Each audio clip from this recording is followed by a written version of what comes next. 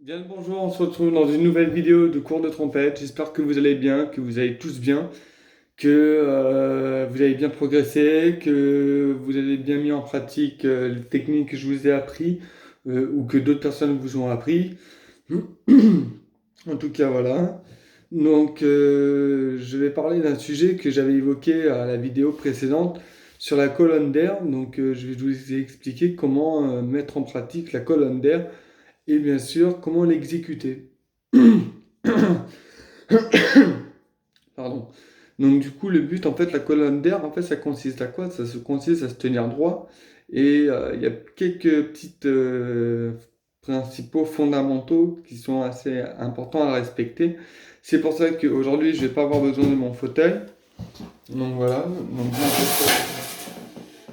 ça va faire un peu de bruit, mais bon voilà, mon fauteuil, je vais le mettre là. Donc, la colonne d'air, c'est quoi? La colonne d'air, en fait, tout simplement, ça consiste à respirer avec le diaphragme, donc voilà, et à déverrouiller les genoux. Pourquoi je parle de déverrouillement des genoux? Alors, je vois souvent des trompettistes qui jouent très bien, honnêtement,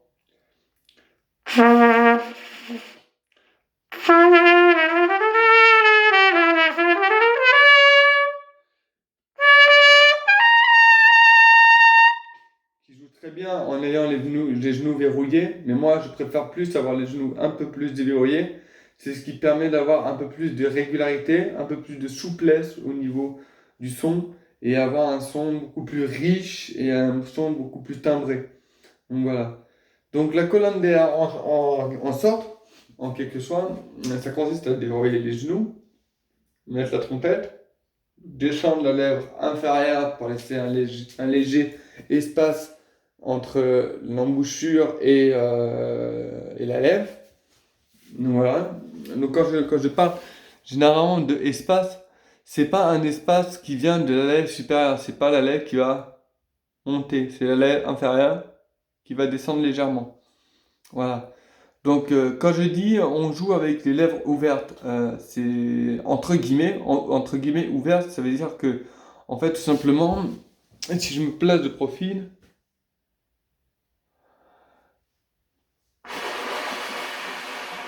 je vais jouer comme ça.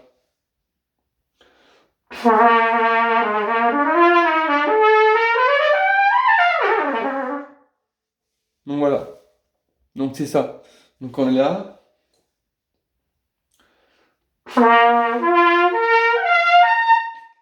Et automatiquement, on arrive à jouer. Donc c'est ça le but.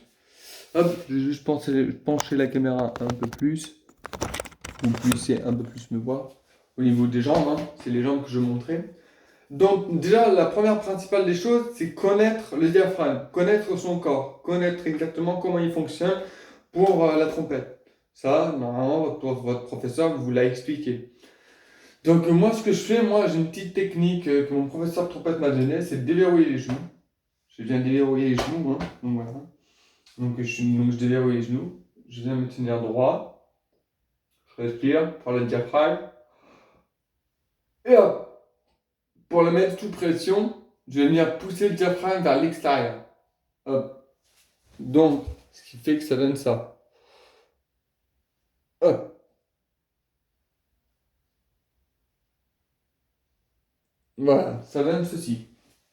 Donc, quand on joue, sans que le diaphragme soit poussé,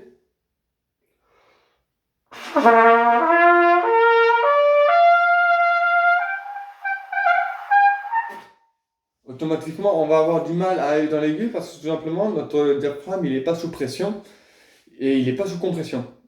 Donc, alors, sous pression, ça veut dire sous compression, ça veut dire que tout simplement, on va le mettre sous compression.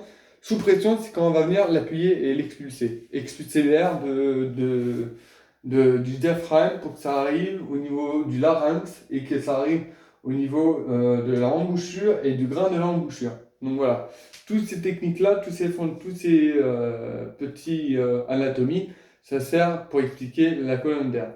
La colonne d'air, en fait, le but, c'est de se tenir bien droit, les jambes déverrouillées. Avoir les coudes espacés.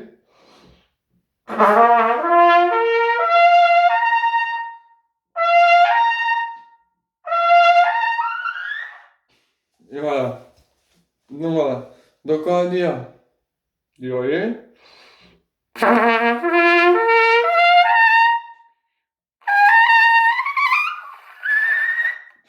Et après, on va venir aller dans les aigus.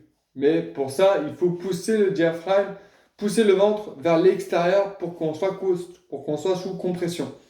Et après, c'est avec la pression.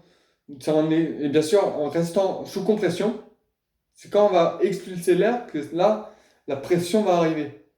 Donc, on va devoir rester sous compression. Donc, c'est-à-dire que j'arrive. Hop!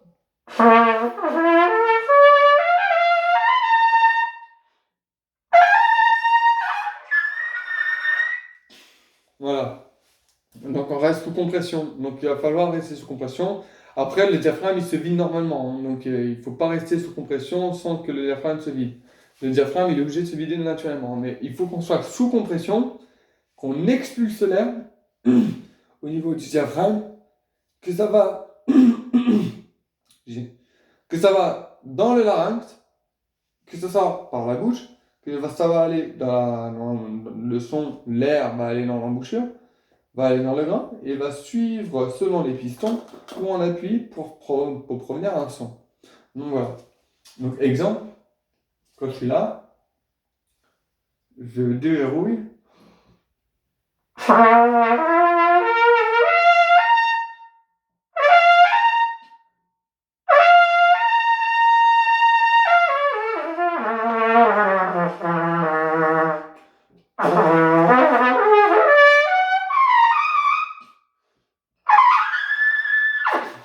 Et voilà. Automatiquement, on a les aigus. Par exemple, si on veut taper un contrefa, même chose, compression.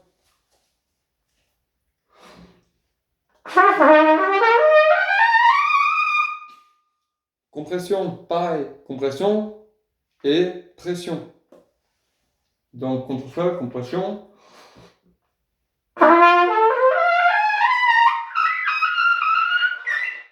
Et après, on tape plus haut, etc. Donc, ça permet d'éviter quoi, en fait, le fait qu'on soit sous compression.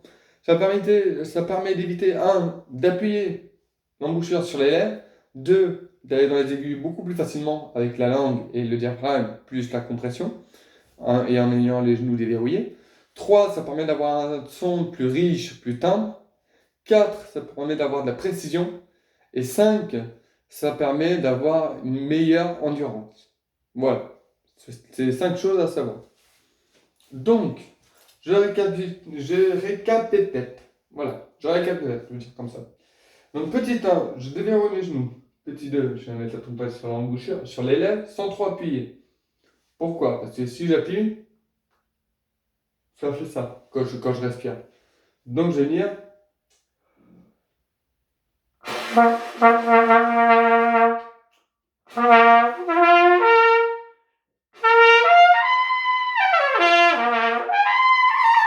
Et vous voyez, quand je laisse sous compression, je tape plus haut. Donc, c'est plutôt important. Donc, voilà. Donc petit 1, je déverrouille les genoux. Petit 2, je vais amener la trompe à la bouche. Petit 3, je respire. Petit 4, je pousse. Et petit 5, je joue.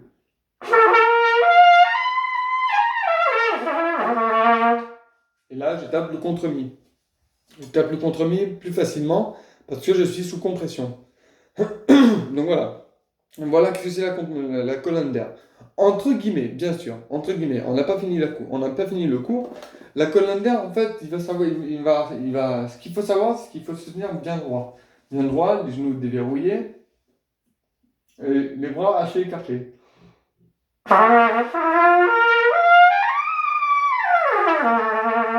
Et après, on tape plus haut en ayant les coudes plus écartés. D'où l'intérêt pourquoi votre professeur, à chaque fois, quand vous jouez, il montait vos bras, en fait, il montait vos bras comme ceci, pour prendre l'habitude en disant.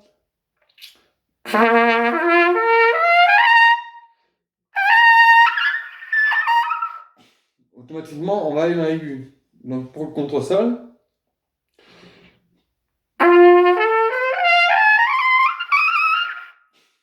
Voilà, le contre-sol, c'est facile.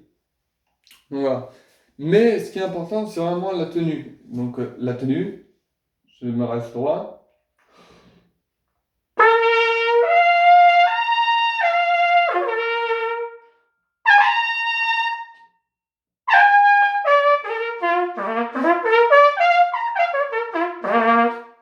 Voilà.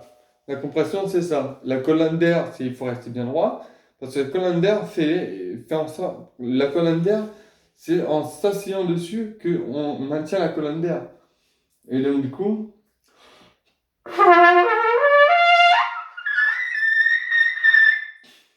automatiquement, on tape le billus facilement avec la colonne d'air. Donc, du coup, voilà. Donc, la colonne d'air, en fait, quand on dit colonne d'air, qu'est-ce qu'on entend le mot dans colonne d'air? On entend le mot colonne vertébrale. Donc, il faut absolument que la colonne vertébrale soit bien alignée face à notre tronc, en fait, notre tronc.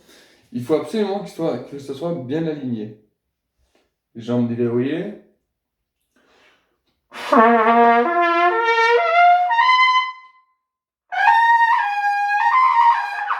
Là, j'arrive pas parce que là, je n'ai pas la colonne vertébrale en contact et ni le diaphragme.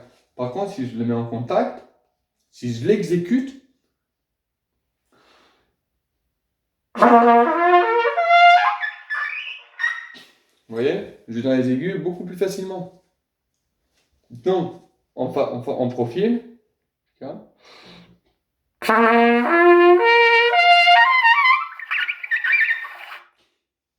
automatiquement, j'ai plus dans les aigus. Et pour jouer de la trompette, quand on joue de la trompette en étant, on va dire, basique, en jouant un morceau,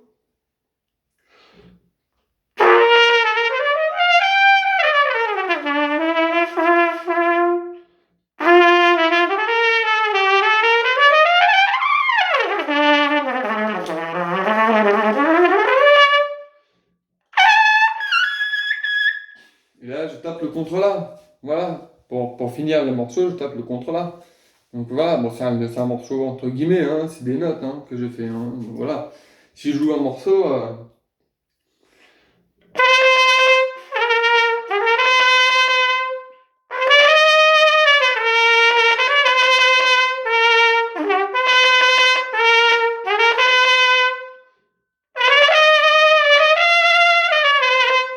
vous avez tous reconnu le thème. Le Seigneur des Anneaux. Ça, c'est un thème que je connais, que j'adore expliquer. Par exemple, il y a les Hobbits aussi.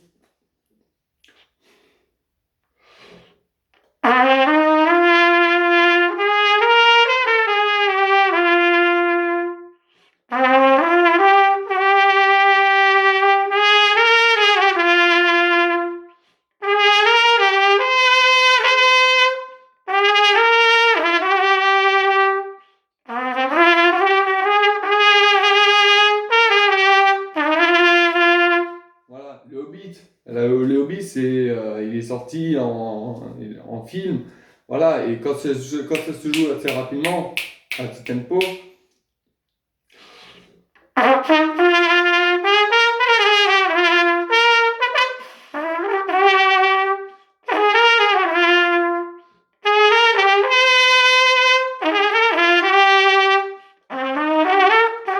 pardon.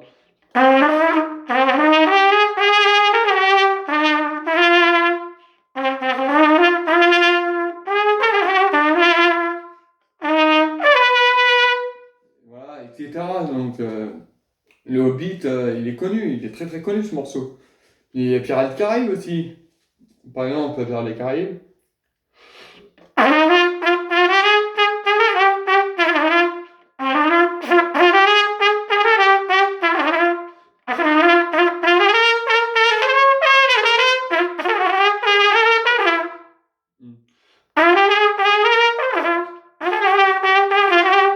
Voilà, le Pirates des Caraïbes, c'est connu. Donc voilà.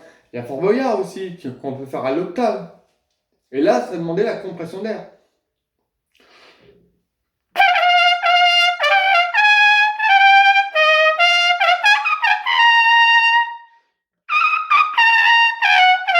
Enfin, voilà, ça demande de la compression d'air. Et là, j'arrive mieux à le jouer, on peut le jouer à l'octave en dessous.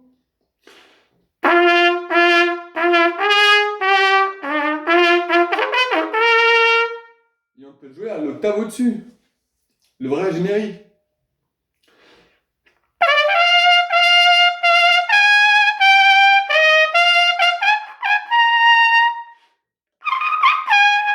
Etc.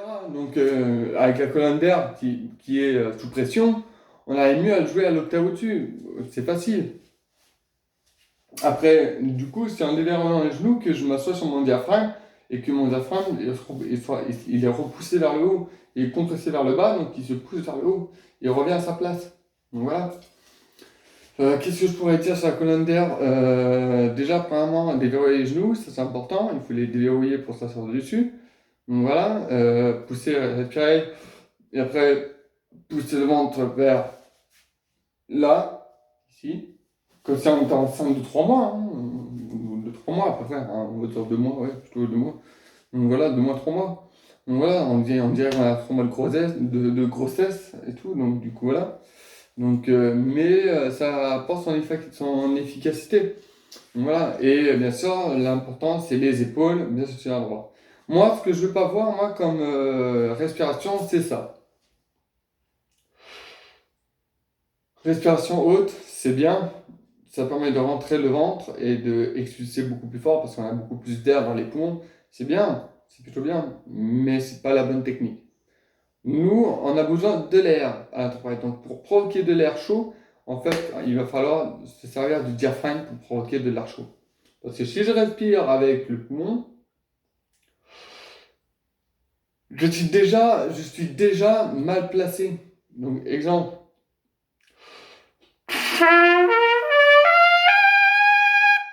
Je vais jamais pouvoir jouer. Même si j'essaie, même j'ai essayé de taper le contre, j'ai pas pu. Par contre, si j'utilise le diaphragme,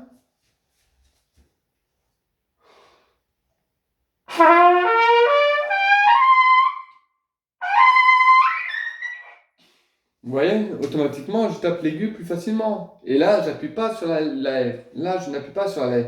Parce que je me sers de la ceinture abdominale. Et automatiquement, je vais plus haut dans les aigus.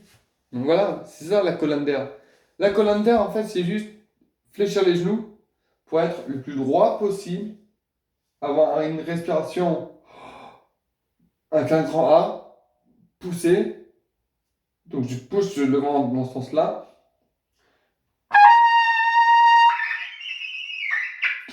Et je vais dans les aigus beaucoup plus haut. Là, l'aigu, là où je suis allé, c'est un bi contre sol.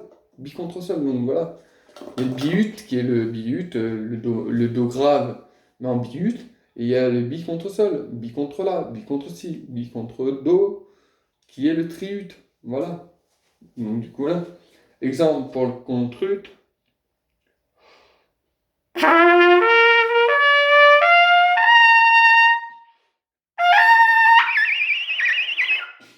Voilà, je tape le bi contre sol maintenant. J'arrive à taper le bi contre sol. Donc du coup voilà, c'est toute une progression.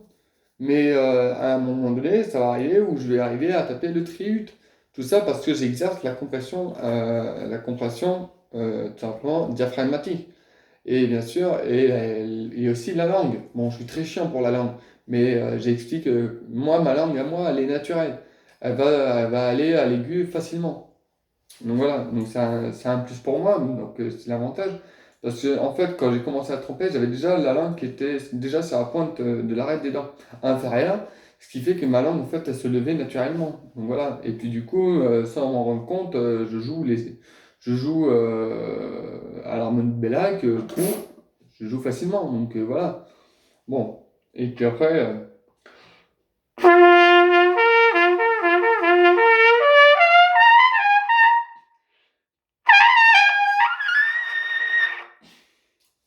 le biut, par exemple, le biut, et voilà.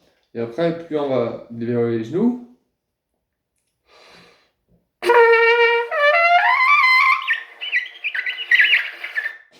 Voilà. Donc le bi contre sol, il commence à arriver un petit peu.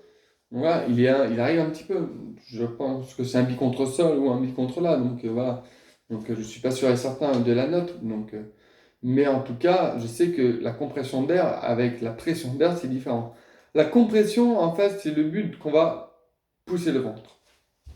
Donc c'est là, si je me rapproche. On va pousser le ventre. Donc on respire et on pousse. Vous voyez? On pousse le ventre.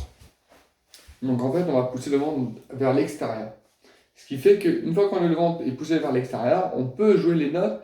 Et après, il ne faut pas garder le ventre poussé vers l'extérieur, il faut le laisser se relâcher petit à petit pour qu'il reprenne sa place normale et qu'on re-respire une nouvelle fois par la compression d'air.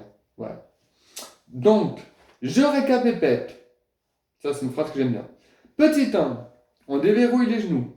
Petit 2, on met la trompette à la bouche. Petit 3, on respire par le diaphragme. Petit 4, on touche. Et petit 5, on expulse l'air avec la compression d'air, mais qui va être mis sous pression. Voilà. Donc du coup, ça devient une compression d'air qui va être expulsée, qui va partir du larynx, et ensuite le larynx va s'ouvrir. Le larynx va s'ouvrir et automatiquement, ça va aller dans l'embouchure, dans le grain de l'embouchure, et ça va aller dans la trompette. Et après, il y a la langue qui fait que la langue va aller dans les aigus ou pas. Donc voilà. Par exemple, pour un nœud grave, quand vous allez dans un nœud grave, vous ne pensez pas à la compression d'air. Exemple.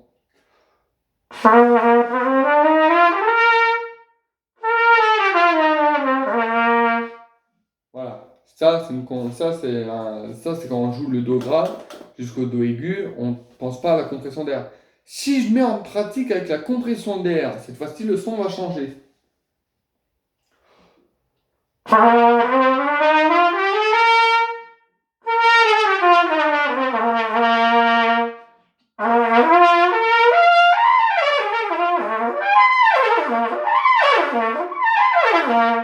Vous voyez? Avec la compression d'air, on peut faire n'importe quoi, on peut faire ce qu'on veut. Ça, c'est important. C'est quelque chose qui est fondamental. Et ça, une fois que vous aurez compris la compression d'air, que vous l'aurez mis en pratique, que vous l'aurez exécuté plusieurs fois, que vous aurez compris le système de déverrouiller les genoux, rester le plus droit possible, respirer par diaphragme, pousser et jouer par la trompette, quand vous respirez par le diaphragme et que vous poussez et que vous jouez, automatiquement, il va y avoir une pression d'air et la pression d'air va s'exécuter vers le haut. Vous allez sentir les abdos travailler. Ça, c'est génial, ça, parce que c'est génial pour l'été, parce que pendant l'été, on a les abdos. Voilà. Donc, du coup, c'est plutôt pas mal. Ça travaille vachement les abdos, en vrai. Sincèrement, ça travaille les abdos. Donc, c'est plutôt pas mal. Donc, je suis là, je déverrouille, je respire.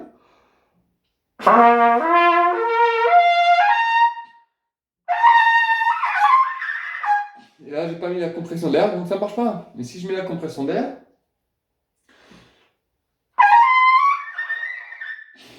vous voyez, il y a une grosse différence. Il y a une différence. Donc, exemple.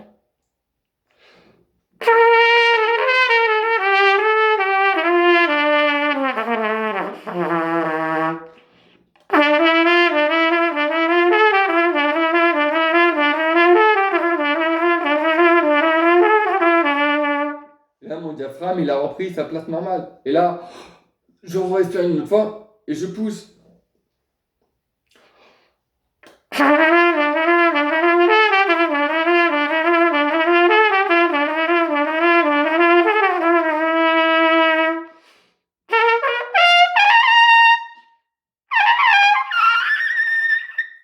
Et voilà, la compression d'air, après, ça s'entretient. Enfin, ça s'entretient, ça s'apprend. Donc voilà. Donc, je récapitule. Donc, je fais sur les genoux. Je mets la trompette à l'embouchure sans appuyer pour laisser un espace. Je respire.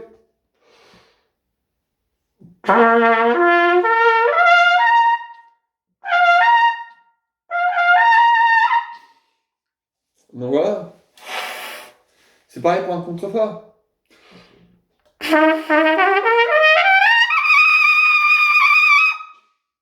Automatiquement, le contrefait il va être puissant contre sol.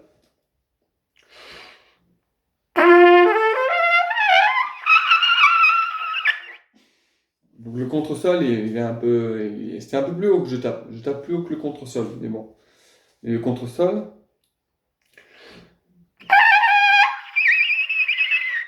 Voilà. Là, c'est un bi-contre-sol que je viens de taper. Donc, c'est tout simple. Le bi-contre-sol, je viens de le taper. Et en fait, c'est pratiquement un triut. Donc voilà.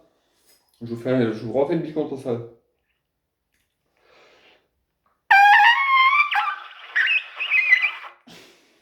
Donc voilà. Bi-contre-sol, j'arrive à le taper. Donc, qu'est-ce que je pourrais vous dire? La position des genoux, la position du diaphragme, pousser le diaphragme vers l'extérieur, pousser le diaphragme vers l'extérieur pour mettre une compression d'air. Après, il faut mettre la pression d'air. Donc, on joue la trompette tout en restant le diaphragme vers l'extérieur. Et après, on laisse le diaphragme se dégonfler naturellement. Et après, on reprend de l'inspiration, on remet de la compression d'air. Et ensuite, on rejoue et ainsi de suite. Et on reste surtout le plus droit possible. Donc, comme ça.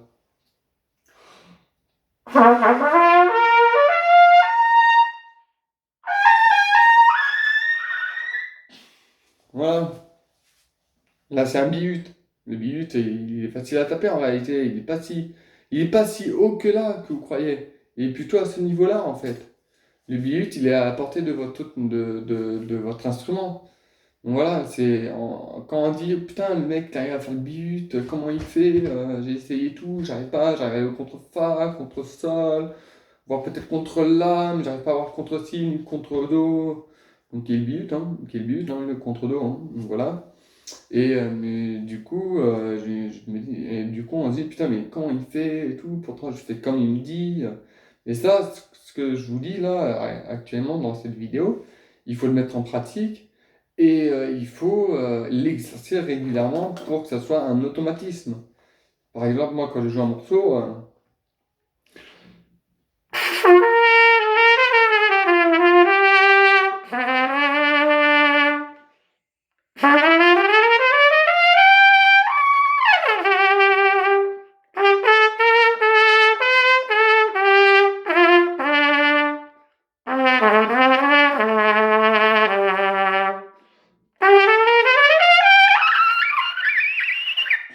et après, je vais dans les aigus faciles. Vous voyez, j'ai joué un morceau et après, je suis allé dans les aigus sans me fatiguer.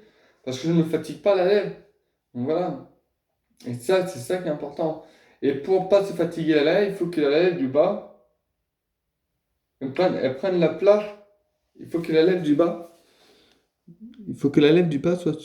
Alors, il faut que la lèvre du bas, par exemple, on a notre lèvre qui est à l'intérieur, notre lèvre du haut qui est à l'intérieur. La lèvre du bas, elle doit être sur le bord de l'embouchure. Donc, voilà. Pas sur l'arête des bords. J'ai fait une erreur pour ça. Je préfère corriger. La lèvre du haut va rester dans l'embouchure.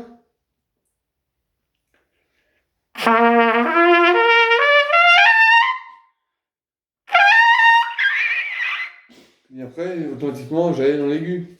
Donc voilà, donc c'est la lèvre du haut qui reste dans l'embouchure et la lèvre du bas, elle va aller sur le bord de l'embouchure.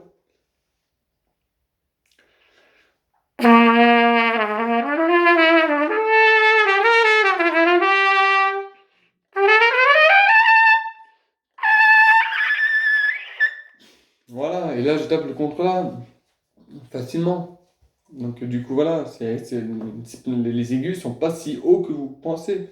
Ils sont pas à ce niveau-là, ils sont plutôt à ce niveau-là. Ils sont à ce niveau-là, pourquoi? Parce que c'est le diaphragme qui est là. Le diaphragme il est là, donc les aigus sont là, et les graves ils sont là. C'est ce que mon prof de trompette me disait. Les graves, en fait, il faut les penser haut, et les aigus, il faut les penser bas. C'est tout. Exemple, j'ai dans les graves.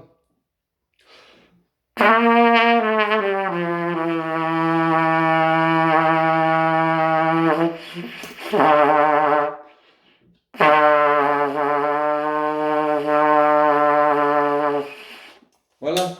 Les graves, je les pense bas. Je les pense haut, pardon. Je les pense haut. Et les aigus, je les pense bas.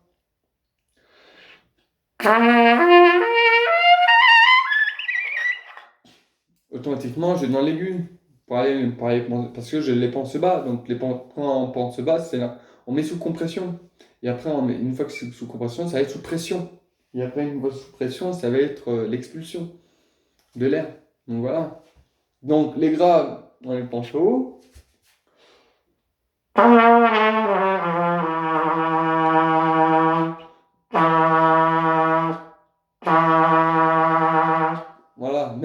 reprises.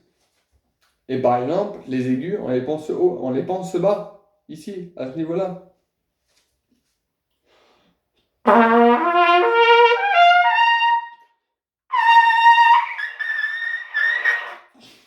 Voilà. Donc on les pense bas.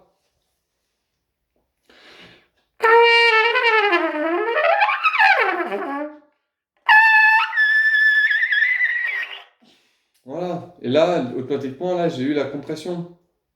Donc tout simple, c'était rien de compliqué. C'est vraiment.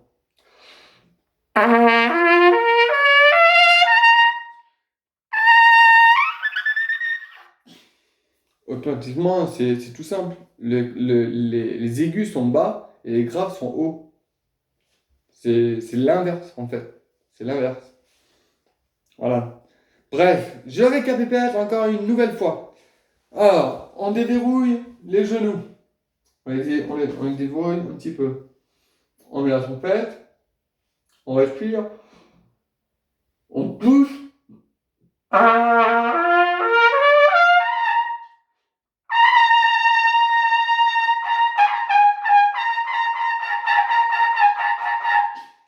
Voilà. Et on pousse.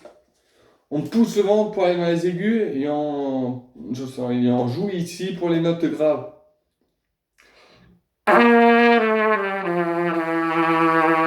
Tout en poussant le ventre vers l'extérieur.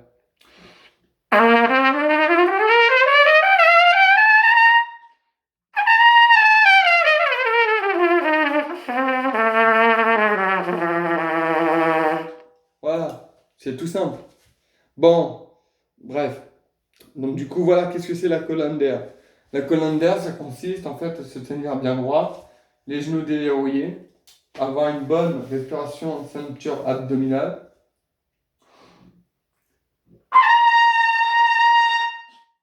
Et après, à expulser l'air de façon en compression et en sous-pression. Donc voilà. Donc c'est-à-dire qu'en fait, je vais devoir.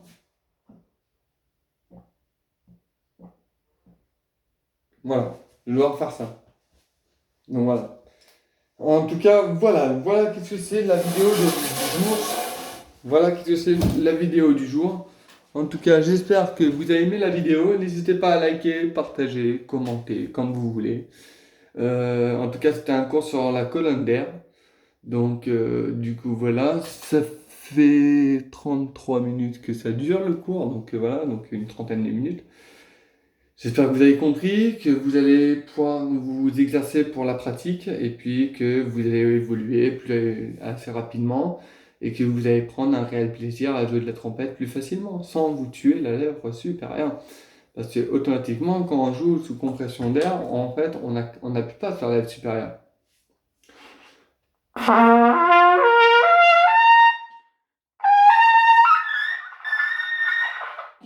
J'appuie pas, j'appuie absolument pas, même pour le contrefa.